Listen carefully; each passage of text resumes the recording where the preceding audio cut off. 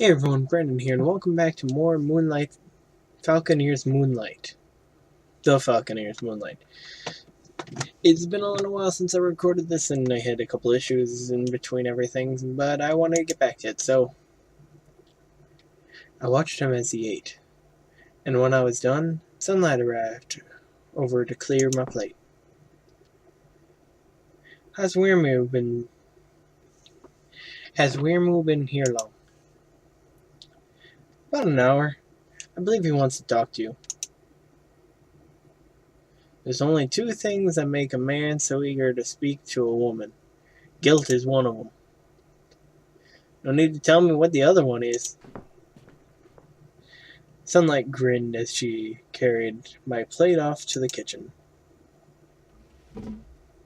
Oh god, I didn't even bother listening to what voice I gave him before. I know I did. I think I can do his voice. We'll see. I crossed to Weka's table. Sat down in front of him and tried out my most winning smile. To be honest though, smile's never been really a talent of mine. Glad to see you're feeling better. I'm simply glad to be alive, truth be told. I dig it, you found what you were looking for out there. A testament to your innocence? He smiled, drew a joker from the deck, and slapped it down on the table. That would be good news, yes? Well, I know you didn't kill Maggie Matthews. Well, that makes two of us. I wasn't sure what to make of Weka's rather matter-of-fact attitude to Maggie's death. I knew he didn't kill Maggie, but that didn't mean he wasn't complicated in some way. But if I were to call him on his callousness, he might grow defensive, get a bit tight-lipped in general.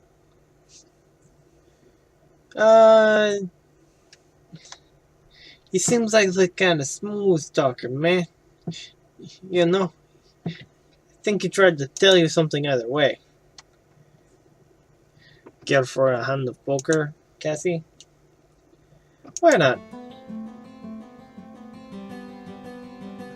I slap a pound note onto the table.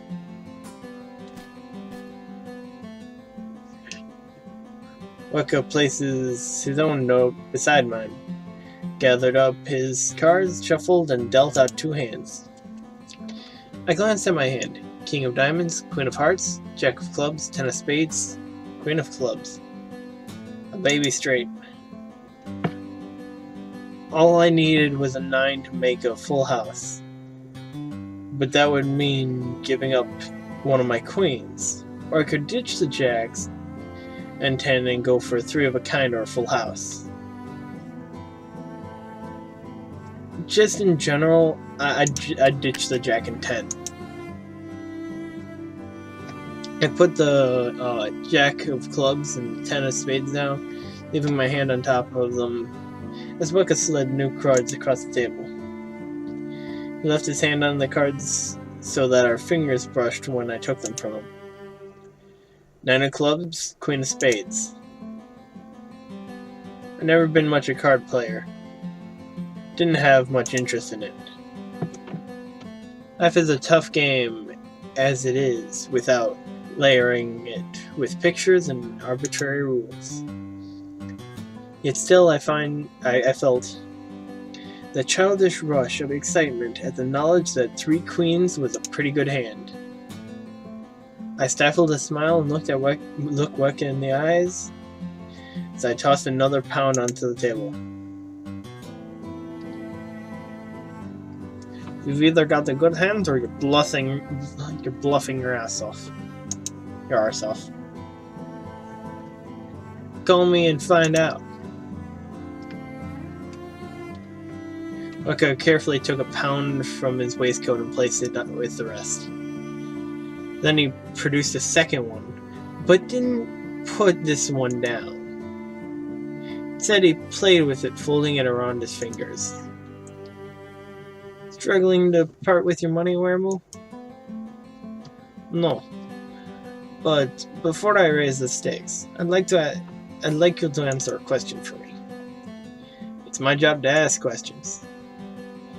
I know, but if I'm going to answer them truthfully, I need to know who I'm bearing my soul to. My father taught me that only a fool trades truths for lies. In that case, you better tell me what your question is, then I can decide whether or not to answer it. Fair enough. Wicca places the pound note with the others. I would have to match him to see his hand, or I could raise him. The order only provided me with so much money. This was fast turning into an expensive interview.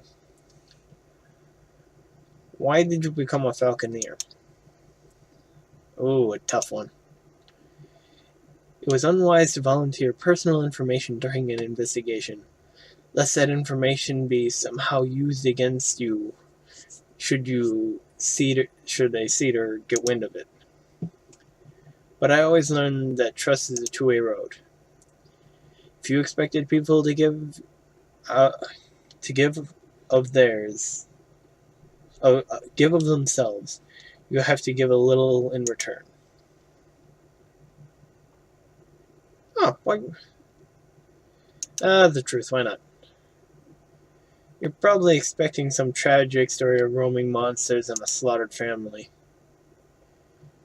You're the first Falconer I've ever met, so I don't really know what to expect. But yes, for someone in your line of work, that wouldn't surprise me. Then try this one for size.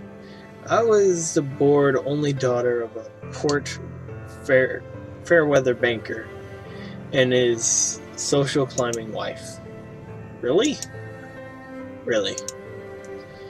I was 18 and about to get married off to a man 20 years my senior. Whew. He'd just inherited a large shipping company, and his father had been one of my father's biggest clients. A runaway bride. Afraid so. I met my first Falconer on the ship to Sydney, a Frenchman by the name of Luc Barbier. We forged a rather close acquaintance on the journey, and by the end of it, I knew what I wanted to be. This lucky Frenchman, where is he now? I swallowed hard. Oh God. I swallowed hard, not wanting I could see the tears I always held back when thinking of Luke. Without casualties, it's not a war. Oh, I'm sorry. Another time, another life. Don't worry about it. Wicca chuckled and performed a rather flashy shuffling technique with his cards. What's so funny? I'm sorry. I'm not sure what I expected. Were you hoping for something a little more tragic? My family butchered by a mysterious monster right down to my third cousin twice removed? That I had been driven to vengeance and haunted by the phantoms of those I felt I should have saved, even though I was but a little girl at the time? Yeah, something like that. Then you've been listening to too many minor ghost stories. Apparently so. He plucked a queen of diamonds from the pack and twirled it between his fingers. Like your story better. Thank you, I think. You're welcome. I think it's time you told me your story now. Wicca gave me that charming smile of his.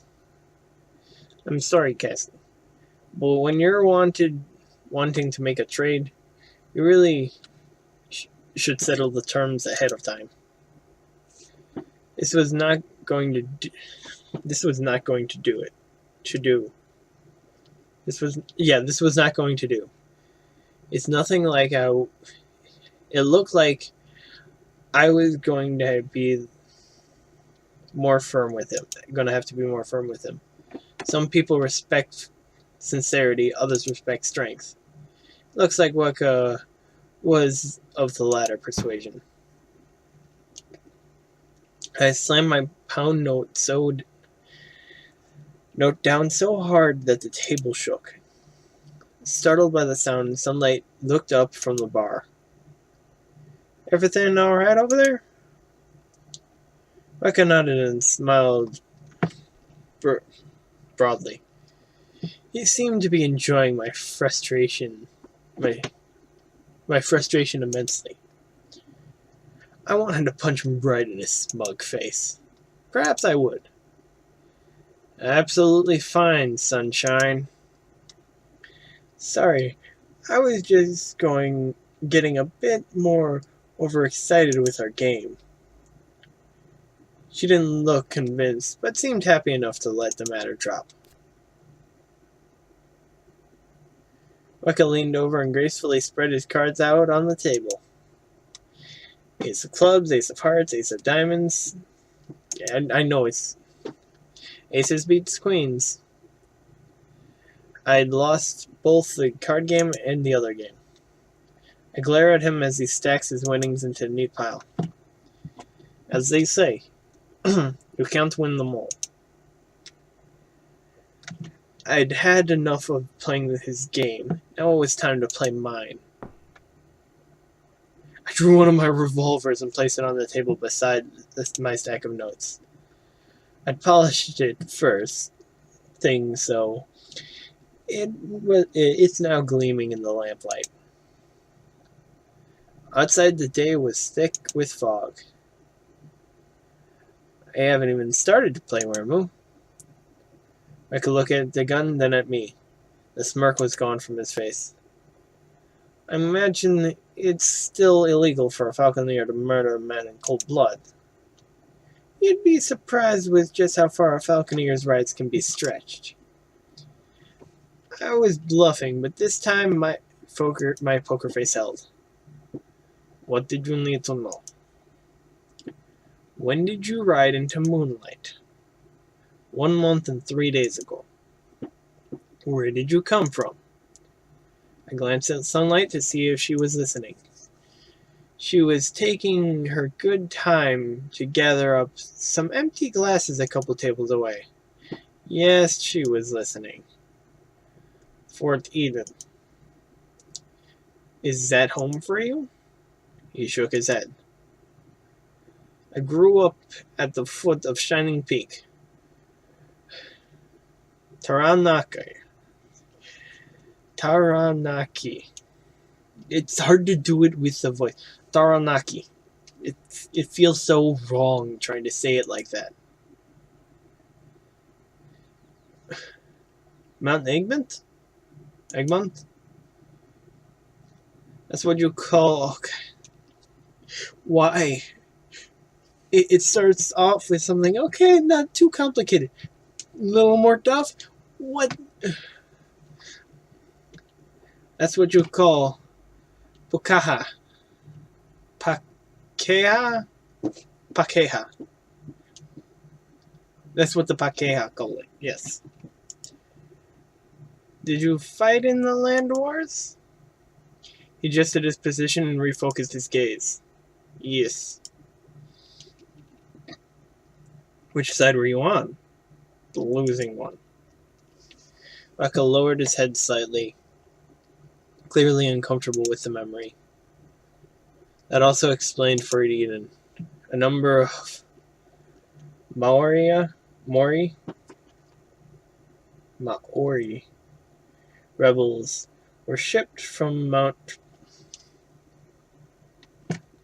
Oh, God. Plymouth? Mount Plymouth.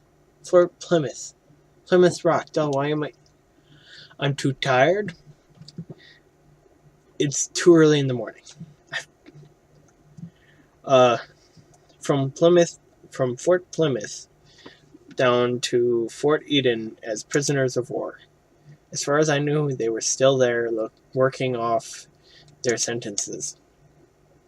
I'm going to ask you this straight, Werewolf, and I want you to answer in the knowledge that I'm neither a member of a constabulary nor a bounty hunter. I'm a falconer. It's not my job to round up escaped convicts. All right, ask your question, Cassie. Are you one of the Taranaki rebels that they imprisoned at Fort Eden? I am. How did you escape? A gambler's fingers need to be quick and light of touch. Otherwise, it's not a very good gambler. You stole some keys. The guard tended to drink while they watched us work. Did anyone else escape with you? Would it matter? Only if they came with you to Moonlight. I gave me a rule. Good. With slow deliberation, I took my pistol from the table and holstered it. Weka visibly relaxed. Thank you, Cassie. It's a strange thing to have to thank someone for not doing something. It is, but thanks anyway. You're welcome. Now tell me about Maggie Matthews, and tell me straight this time. What do you want to know? If you weren't fond of her, then why did you ask her out to Giggling Glade with you? Weka's instincts got the better of him, and he glanced for the briefest moment at Sunlight. Miss Suncliffe was keeping herself busy and still very much listening in. To her credit, she didn't return the glance. Weka and Sunlight were keeping something from me. I needed to know what. Weka picked up his deck of cards and shuffled them, keeping his hands busy, but not to reveal his nervousness. I was going to offer to take her away with me. Where to? Port Fairweather. We were to part ways there. I planned to go to Sydney. Maggie, she was going to stay in Fairweather. Generous of you. Why?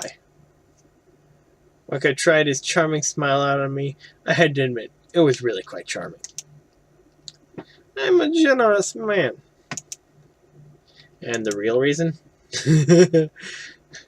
Weka's smile faded away. Whether it was just another face in his repertoire or honest feeling, he looked generally troubled. Her father. He was beating her? And worse. So you took her out to Giggling Glade and offered to take her away with you. What went wrong? Maggie wanted more than that. She didn't want to part ways in Port Fairweather. She didn't want to part ways at all. Here was an opportunity to rattle Weka's cage to see what unwitting piece of story might fall out. I could reveal that Maggie had intended to murder him after he had rejected her that day, but that might bring unwanted attention. The last thing I needed was a cedar learning about my more uncanny faculties. I don't think I've lied in this game yet. It's not lying, but it's keeping a secret. She was going to kill you for that. Weka stopped his shuffling. What? Maggie, I imagine she took your reaction rather badly. Yes, she did. But she would never. I found one of her father's chisels on her body. I had to lie a bit to hide my abilities. She clearly planned to stab you in the back with it if she didn't get the answer she wanted. Weka gave a deep sigh and went back to his shuffling. I wish I was surprised by that. Did you have cause to question Maggie's sanity, or do you often introduce that sort of behavior in women? I mean, I kind of pulled a gun on him, so it kind of feels like it's that way with women. That smile of his again. I could tell myself that it didn't have any effect on me. That whatever appeared, I didn't look forward to seeing it again. Contrary to what you might think of me, Cassie, I strive to be a gentleman in my dealings with the fairer sex. Admirable, yet you missed your mark on this occasion. It would seem so, yes. Why not take her with you to Port Fairweather and put her on a boat, as promised? I'm sure that the parting would have been sweeter had Maggie been getting at least some of what she wanted. I had him pinned, squirming under his own guilt. You just wanted you just wanted wanted shot of her.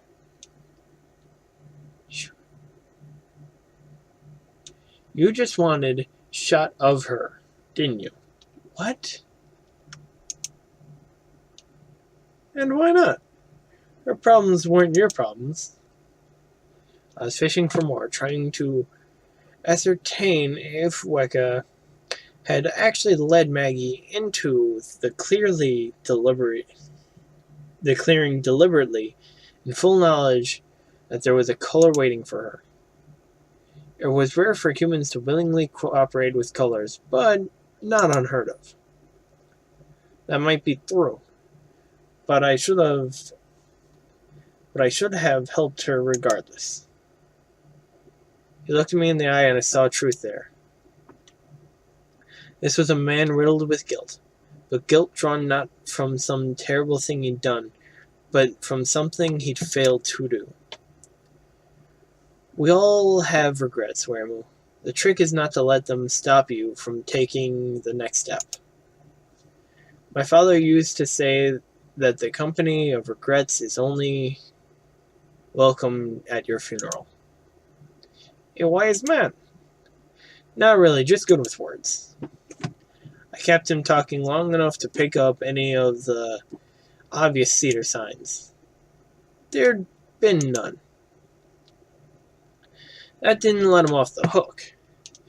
If they'd observed their subjects long enough, a cedar could gather an uncanny amount of information. Could come to know that person better than they knew themselves. There was something else about Weka that I simply couldn't place. A warmth, a humanity perhaps, beyond his well-practiced composure. He felt like a man who had seen and been through more than most, but had managed to keep both his sanity and his dignity. He didn't feel like a color. One last question, Weremu, if you don't mind. Your company is not something that I could mind, Cassie. That damned smile again. Biddy Goodwin. As I mentioned of Biddy's name, like a smile collapsed. In the short time that I've been here, I've learned that the list of people that Biddy has threatened with grievous bodily harm is quite a large one. You seem to be at the top of it. No, I believe that honor is held for another. I'd be a poor second. Are you referring to Captain Moonlight? The very gentleman. Is he one? One what? A gentleman. A gentleman. Since you profess to be something of an expert in the subject, Eka looked a moment, weighing his next words very carefully. He might look like a gentleman now, but he hasn't always been. I can tell that much about him. Interesting. To me, Privilege and George Moonlight have looked to be lifelong friends. He'd had an entire air about him that, I clicked, and only those born in the upper class could muster. At least that's an impression he'd made with me. I don't like Weka in on my surprise. What makes you say that? I'm not quite sure why, but Sunlight seemed happy enough to admit that she'd been eardropping in order to leap to George's defense. I'll have you know that George is every bit the gentleman, Weka, and I wouldn't have anyone suggesting otherwise, not in my establishment. Forgive me, I didn't mean to offend. I was simply making an observation. An observation I'd quite like to hear, if you don't mind, Sunlight. Yes, Mary Suncliffe harbored a dark side. That was evident in the glare she now leveled at me. Then again, she hadn't built this life, a widow making it on her own, with smiles alone. Please, Sunlight, this is part of my investigation. I need to hear this. I thought that George was paying you to investigate the murders, not him. There's something on the loose here in Moonlight, and I need to find it in any way I can. I could have kicked myself in with my own teeth at that point. A novice slip by a Falconer on her first solo mission. As fear cast its shadow across Sunlight's face, I tried to think of how I was going to handle this situation before panic spread and hindered my investigation. Does this something have a name? I wasn't about to announce to Sunlight and Weka, and anyone else listening, that there was a cedar on the loose. The only thing I needed to deal with was neighbors shooting each other out of fear. I need to tell them the truth, but exactly how much of it was up to me. Too much truth could be more danger than any lie in this fragile situation.